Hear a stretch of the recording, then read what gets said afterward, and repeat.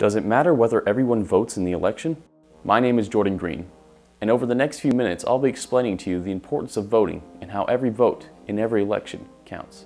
Even though the issue of voting may not apply to you right now, the day will come when it will apply to you. That's why it's important to know as a citizen of this great country that we have certain rights and privileges. We also have certain responsibilities to be active in positive change.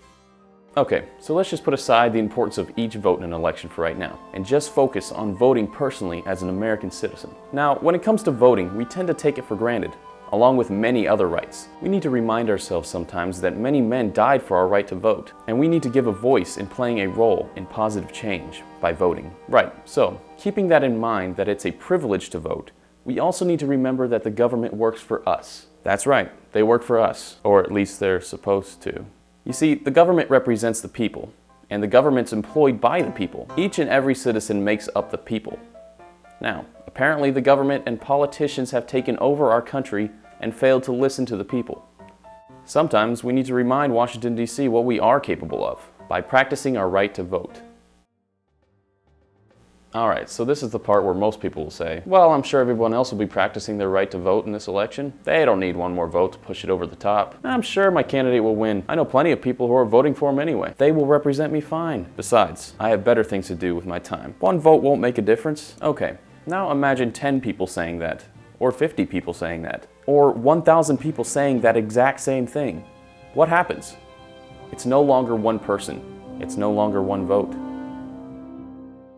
Let me take you on a quick trip through history. In 1839, Marcus Morton was elected governor of Massachusetts by one vote. In the next election, he won again by one vote. In 1875, Charles Jones of Pennsylvania was elected to the U.S. Senate by a majority of one vote. In 1960, John F. Kennedy won the presidency by one vote per precinct in Illinois, Missouri, and Texas. In 1997, Robert Eamon was elected to the Vermont State House by one vote. Don't be fooled.